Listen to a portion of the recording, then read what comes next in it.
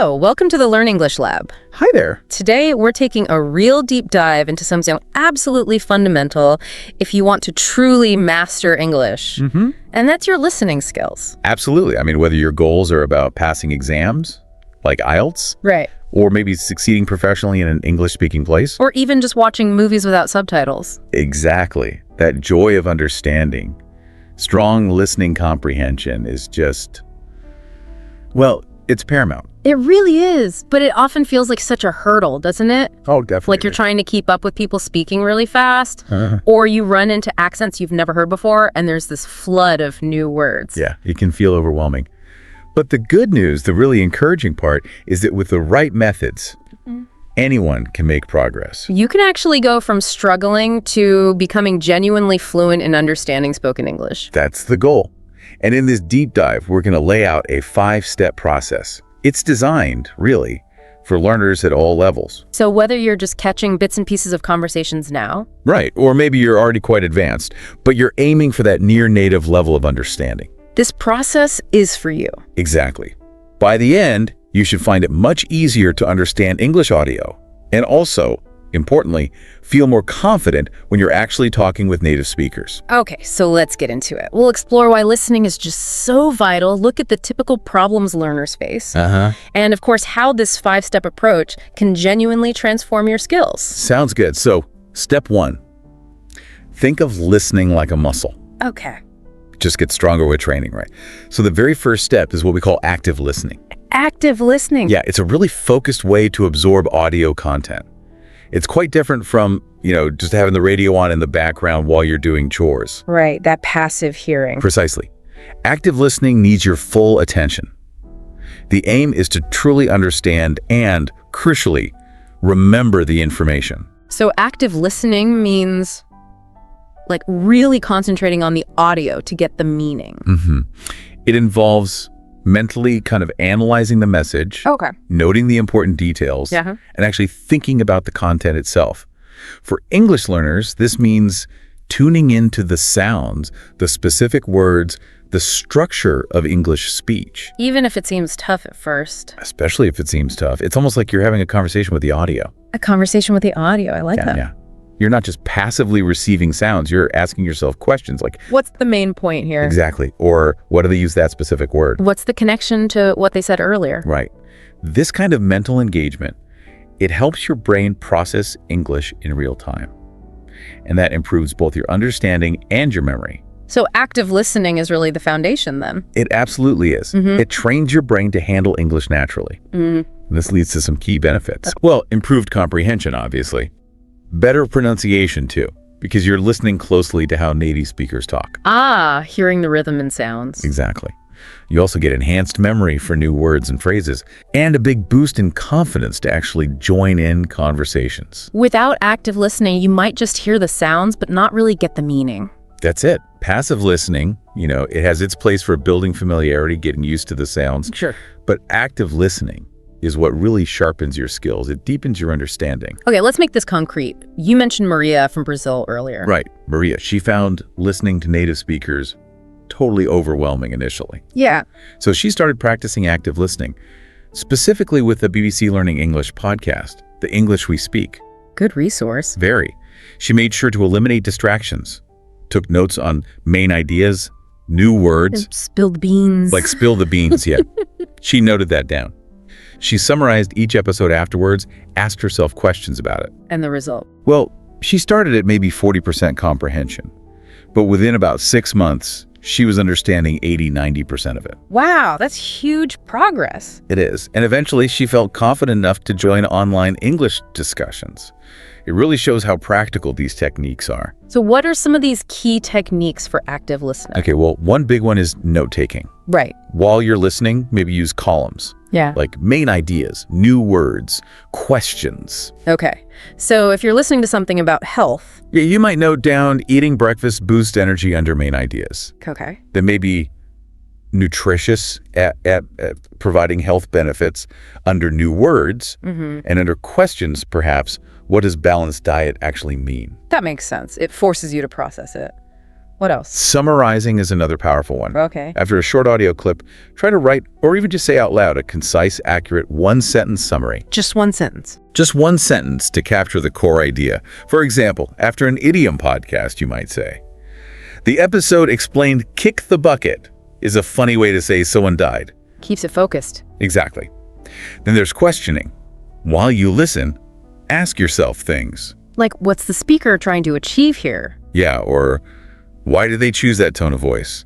It keeps you engaged. And you mentioned shadowing earlier. Right, shadowing. This is repeating what you hear as accurately as possible. Focusing on pronunciation, rhythm. Intonation, all of it. So you hear, let's get started with today's topic. And you immediately try to say it the same way. And maybe compare how you sound to the original. Shadowing can feel a bit intimidating for some learners, though. Any tips to make it easier? That's a good point. Yeah, it can feel awkward at first. Yeah. Maybe start really small. Just shadow short phrases or even single words. Okay, break it down. Yeah. Or focus on just one thing at a time, like only the rhythm or just getting a specific vowel sound right. Less overwhelming. Exactly. And recording yourself, even if you cringe listening back initially. We've all been there. Right. But comparing it to the original really helps you pinpoint where you need to improve. It's about making progress, not being perfect straight away. Good advice. Are there any tools that can help with active listening? Oh, loads. BBC Learning English podcasts, as we mentioned. Audible's great. Maybe start with simpler books. YouTube channels, too. Definitely. Channels like English Addict with Mr. Steve or Rachel's English. There's also SpeechLink for getting feedback on shadowing. Oh, interesting. And tools like Otter can give you real-time transcriptions, which can be useful sometimes. Okay. Any specific tips for beginners just starting this? Yeah, definitely. Start with simple stuff, content made for learners. Makes sense. Use subtitles, but try not to rely on them too much. Sparingly is the word. Train your ear, not your eyes. Exactly. Yeah. Practice in short, focused bursts. 10, 15 minutes a day is great. Find a quiet place. And most importantly, be patient. Focus on gradual progress, not overnight miracles. So some practice exercises could be keeping that listening journal. Yeah. Noting main ideas, new words, summaries. Doing shadowing challenges with short clips. Creating question banks based on what you listen to. And really practicing identifying the main idea and the supporting details. Good exercises. What about common problems like speech being too fast or getting distracted? Yeah, those are common. Yeah. For fast speech, many players let you slow down the audio. It's okay to do that. Good tip. For distractions, maybe use a timer for your focused listening sessions. Put the phone away. Okay. And for getting information, Yeah. summarize immediately after listening. That really helps it stick. Right, tackle it straight away. Okay, so that's step 1, building the foundation with active listening. What's next? Step 2 is all about expanding your vocabulary, but doing it through contextual listening. Contextual listening, so learning words from how they're actually used. Precisely. Learning from natural, meaningful content, podcasts, shows, conversations. It's much more engaging and, frankly, more effective than just memorizing word lists. Yeah, I always found word lists hard to remember. Me too. Our brains are kind of wired to remember things better when they're part of a story or a situation. Contextual learning taps into that. So vocabulary is crucial for understanding, obviously. Okay, it's the bedrock. Yeah. Without enough words, even really clear speech can sound like, well, gibberish. Right. A limited vocabulary leads to missed meanings, that feeling of mental overload trying to figure out unknown words. And less confidence in conversations. Absolutely. But the good news is, knowing the most common 2,000 to 3,000 English words gets you a really long way. You can understand a huge chunk of everyday speech. Okay. And learning words in context has specific benefits. It does. You get a much deeper understanding of how words are actually use their connotations, who they usually hang out with. Collocations, right, like strong coffee. Exactly. Things like strong coffee or heavy rain. Learning words this way helps you sound more natural when you use them. Retention is usually much better too. Words tied to a story or situation just stick more easily. And you see them used naturally, which prepares you to use them yourself. Makes sense. Let's talk about Priya, the software engineer. Right, Priya. She needed better English for presentations, but memorizing lists just wasn't cutting it. So what did she do? She started watching TED Talks, actively listening, noting down new words in context. Like She saw the word optimize in the sentence. We optimize the system to run faster. Okay, so she noted the sentence too. Yes, that's key. Then she used a flashcard app to review the words with their example sentences. Smart. She also listened to tech podcasts to build that specific vocabulary. And within about 3 months, she could follow technical discussions much more easily. She really credited contextual listening. Great example. So what are some techniques for this contextual listening? Well, watching TV shows and movies is a popular one. Yeah. Choose shows with fairly clear dialogue. Maybe watch first with subtitles, note down new words you see and hear. Like bummed in, I'm so bummed about missing the concert. Exactly. Note it means disappointed. Then maybe rewatch that scene or episode without the subtitles to test yourself. Okay. What else? Listening to theme podcasts is great. Pick topics you're interested in anyway. Build specialized vocabulary that way. Right. So in a business podcast, you might hear pivot, meaning to change direction strategically. Using videos with English subtitles is also useful. It connects the spoken and written word. Pause. Note down new things.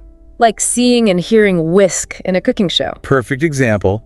And another technique is word mapping. Word mapping. Yeah, creating a visual diagram. You put the new word in the middle, like exhausted. Okay. Then you connect it to related things, synonyms like tired, maybe antonyms, common collocations, and always an example sentence like, I'm exhausted after work. Makes it more memorable, seeing the connections. Definitely. Are there good tools for this kind of vocabulary building? Sure. Apps like Anki and Quizlet are fantastic for flashcards, especially spaced repetition. Right, the ones that show you words just before you forget them. Yeah, exactly.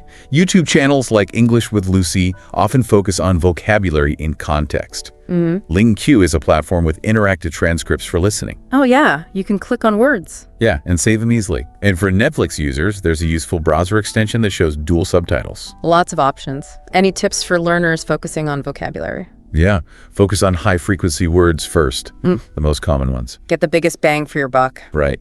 Learn words in phrases or chunks, not just isolated words. Makes them easier to use. Review regularly spaced repetition apps. Help here. Actively use the new words in your speaking and writing. Don't just learn them passively. No, try them out.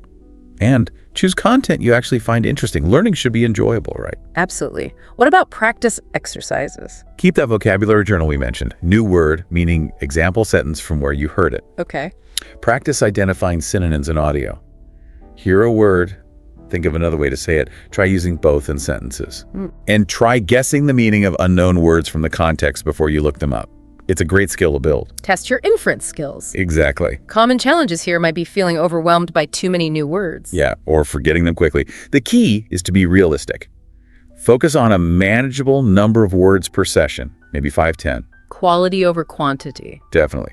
And use those spaced repetition apps for review. They really work for retention. Okay, so we've covered active listening and building vocabulary in context. Step 3. Step 3 is about training your ear for different accents and understanding intonation. Ah, the accent challenge. English is spoken so differently around the world. It really is. And that variety, plus the way pitch changes, meaning intonation, can be tough for learners. This step is all about getting used to that. So accents are just different ways of pronouncing words, influenced by region, culture. Right. You've got broad categories like British, American, Australian. But even within those, there's huge variation. Yeah, a London accent is different from a Scottish one. Totally. And non-native accents, too, which are very common. These differences can change sounds you think you know. And intonation. The rise and fall of pitch. Crucial. It tells you if something's a question, or where the emphasis lies, or the speaker's emotion. It varies between accents, too. Why is adapting to accents and intonations so important? Well, it vastly improves your ability to understand more people, obviously. Right. You also start catching subtle meanings like sarcasm, which often relies heavily on tone. Ah, good point. And funnily enough, listening closely to these things can actually make your own speech sound more natural over time. Okay, tell us about Ahmed. He struggled with accents while traveling? He did. Found it really daunting.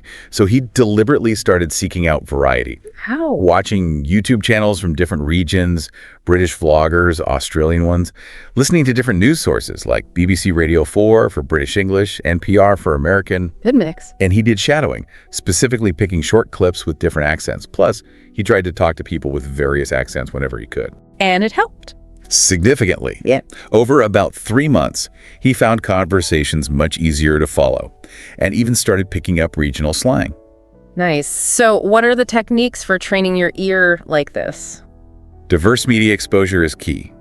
Make a point of listening to stuff from different places. Maybe 1 week British, next week American, then Australian. Mix it up. Definitely. Accent shadowing, like Ahmed did, is also very effective. Mimicking short clips, focusing on pronunciation and pitch. Yeah, and recording yourself to compare is really useful here. Okay. Then there are stress pattern drills. Identifying and practicing stressed syllables and words in sentences. Understanding how emphasis changes meaning. Like, I didn't say that versus I didn't say that. Exactly. Changes the whole point. Undetection. Yeah. Listening to dialogue and really trying to figure out the speaker's tone, happy, sarcastic, angry, and noticing how pitch changes signal that. Okay. Tools to help with accent training. Elsa Speak is an app that gives pronunciation feedback, sometimes focusing on accent features. Forvo is a great website. Native speakers pronounce words from all over. Oh, useful. BBC Sounds for British English audio, NPR for American podcasts, ABC iView in Australia for their shows. Lots of resources. Tips for learners tackling accents? Maybe focus on one accent first, the one most relevant or easiest for you. Don't try to master everything at once. Okay. Record yourself speaking. Pay attention to speakers' lip movements in videos sometimes. It can give clues. Visual cues. Yeah. Explore the cultural context behind accents. It can make it more interesting. And practice daily. Even short sessions help. And exercises. Accent mimicry with short clips. Intonation mapping. Marking stressed words or pitch changes on a transcript. Okay. Analyzing tone in short video scenes, identifying the emotion. What if accents just sound too different or you keep missing the intonation cues? Start with accents closer to what you know or ones you find clearer. Use subtitles temporarily to help connect sounds and words. And when practicing intonation, focus on short sentences first. Maybe even exaggerate the pitch contours yourself initially just to get the feel for it. Okay, that makes sense. So we've covered active listening, vocabulary, accents, and intonation. What's step 4? Step 4 is moving into the real world, essentially. It's about practicing immersive listening in realistic scenarios. Ah, okay. Because listening in a quiet room to a clear recording is one thing. Exactly. Real life is messy. There's background noise, interruptions, people talking over each other. Unpredictable stuff. Totally. Yeah. So immersive listening is about simulating those authentic environments to prepare you for everyday situations. You need to handle noise, adapt to spontaneous speech, build confidence in messy situations. That's it. Immersive listening helps you train those skills safely. What are the typical challenges of real-world listening? Background noise is a big one. Makes it physically hard to hear. Multiple speakers talking at once, unfamiliar cultural stuff, slang, jokes you don't get, and just the emotional pressure, right? Trying hard to understand can be stressful. Okay, let's hear about Sophia, the waiter. Right, Sophia. She really struggled to understand orders in her noisy restaurant job. I can imagine. So she practiced at home.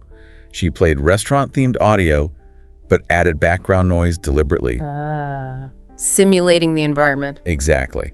She also did role-playing with native speakers in a language exchange group, ordering food, handling complaints. And she'd listen in on her colleagues' conversations at work just to get used to the natural flow and vocabulary. Did it work? Yeah, within a couple of months, she felt much more confident listening, even during busy shifts. Great outcome.